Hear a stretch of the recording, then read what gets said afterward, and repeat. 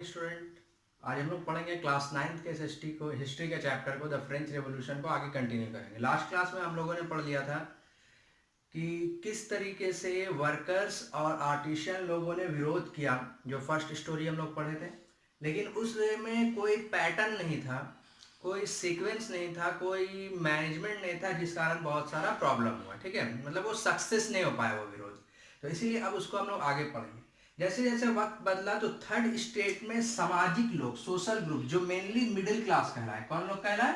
Middle class. इसमें आपका lawyers और ऑफिसर्स लोग थे। ठीक है, वकील लोग थे और ऑफिसर्स, एडमिनिस्ट्रेटिव ऑफिसर्स लोग थे। खास बात ये था कि ये लोग पैसे वाले लोग थे। थर्ड स्टेट में थे लेकिन पैसे वाले लोग थे। क्लियर है? इन लोगों के पास पैसा आया कहां से? थर्ड स्टेट में लोग पैसा लाए कहां से? तो ट्रेड करके, व्यापार करके और मैन्युफैक्चरिंग गुड्स, कुछ सामानों को बना के, ये सब करके इन लोगों ने बहुत पैसा कमाया। और अब थर्ड स्टेट से यही मिडिल क्लास लोग आवाज उठाने वाले थे। Clear to everyone? Third state से अब क्या करने वाले थे? ये मिडिल क्लास लोग आवाज उठाने वाले थे, विरोध करने वाले थे, यानी कि पीजेंट्स और आर्टिशियंस का मदद करने वाले थे किस तरीके से विरोध किया जाए। ठीक है, सबसे पहले इन लोगों का डिमांड था कि प्रिविलेज बाय बर्थ खत्म।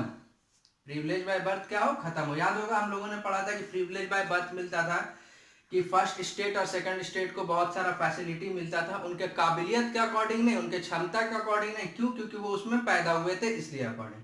तो इसीलिए इसको खत्म किया गया। अब कुछ लोगों का नाम बहुत ज्यादा हम लोग पढ़ते हैं इतिहास में और समझते हैं, ठीक है, कि उन लोगों ने बहुत ज्यादा फ्रेंच रेवोल्यूशन में और पूरे दुनिया के डेमोक्रेसी लाने में या पूरे दुनिया में अपना छवि बनाया। जॉन लॉकी, जीन जैक्स रोजियो और मॉन्टेस्क्यू, ये सब पढ़े लिखे लोग थे। ये लोग लिखते थे। ठीक है, क्या लिखते थे? तो गवर्नमेंट के अगेंस्ट लिखते थे, मोनार्कल गवर्नमेंट के अगेंस्ट। ठीक है, जैसा कि जॉन लॉकीज ने अपने book two treatises of government में लिखा कि एब्सोल्यूट राइट खत्म होना चाहिए। एब्सोल्यूट राइट मतलब पूर्ण अधिकार, की एक ही आदमी के पास पूरा का पूरा ताकत है। ये चीज क्या होना चाहिए? खत्म होना चाहिए। कौन लिखा? जॉन लॉकी लिखा। जीन जैक्स रोजियो का कहना था कि गवर्नमेंट जो है ना, वो सोशल कॉन्ट्रैक्ट के बीच में हो, यानी कि लोगों के बीच में और सरकार के बीच में कॉन्ट्रैक्ट हो कि आप इतना दिन तक रहिएगा, ये काम कर सकते हैं, इससे ज्यादा आपका कोई काबिलियत, इससे ज्यादा आपका कोई पावर नहीं है। तो ये जीन जैक्स रोजियो का कहना था, ताकि अगर देखा जाए तो वही चीज कह सकते हैं कि एब्सोल्यूट ना हो जाए, डिक्टेटरशिप ना आ जाए, वो अपने आप को सब कुछ ना समझने लगे। Clear to everyone? ठीक है, इसी तरीके से मॉन्टेस्क्यू ने अपने book the spirit of law, कौन सा बुक लिखा था? The spirit of law, John Law के the treatise of government. Spirit of law में बताया कि डिवीजन ऑफ पावर होना चाहिए। डिवीजन ऑफ पावर क्लास 8 याद होगा, ठीक है, पावर का डिवीजन होता है, जुडिशरी, एग्जीक्यूटिव, लेजिस्लेटिव। तो वही बोल रहा था कि डिवीजन ऑफ पावर होना चाहिए, ना कि अकेले पावर सिर्फ और सिर्फ मोनार्क के हाथ में, राजा के हाथ में होना चाहिए।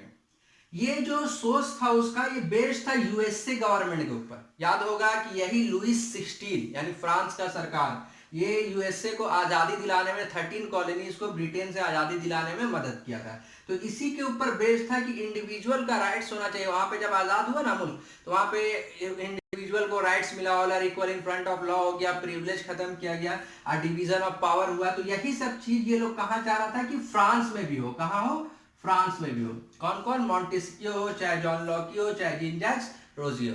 क्लियर है? ठीक है, इन लोगों के बात को हर जगह डिस्कस किया जाने लगा, हर जगह, सैलून्स में, पार्क में, जहां भी जो लोग रहते थे आपस में इन लोगों के बातों को डिस्कस करते थे कि ऐसा सरकार भी होना चाहिए कि राजा हट जाए, हम ही लोगों के बीच का कोई इंसान हो, उसको उसका एब्सोल्यूट राइट्स खत्म हो, वो सोशल कॉन्ट्रैक्ट के बेसिस पे हो, और पावर का डिवीजन। ठीक है, हर जगह डिस्कस होने लगा। जो लोग पढ़े हुए नहीं थे उनके सामने इन सबके किताबों को, इन सबके बातों को कस कस के पढ़ा जाता था ताकि वो भी जाने। ठीक है, इसी बीच ये बात निकला कि Louis 16 was going to increase the taxes, वो टैक्स बढ़ाने जा रहा। ठीक है, ये जैसे ही ये बात उठा कि लुइस 16 टैक्स बढ़ाने जा रहा, क्योंकि उसके खजाने में हम लोग पहले ही पढ़ चुके हैं कि उसके पास ट्रेजरी पैसा कुछ भी नहीं बचा उसके पास, इसीलिए वो इंक्रीज करने जा रहा है टैक्स को। ठीक है, तो इसी का लेके क्या हुआ, पूरे कंट्री में प्रोटेस्ट करने की तैयारी हुई कि अब विरोध होगा। अब जो विरोध होगा वो मिडिल क्लास के द्वारा विरोध होगा। इसमें लॉयर्स ऑफिशियल जो रहेंगे वो आगे लीड करेंगे, साथ में जो सपोर्ट पीजेंट्स का, मर्चेंट्स का, और भी पीजेंट्स का, आर्टिशियंस का, और भी जितने भी नीचे के लोग थे उन लोगों का सपोर्ट मिलेगा। Clear to everyone? इसी को आगे कंटिन्यू करेंगे हम लोग नेक्स्ट क्लास में। Thank you.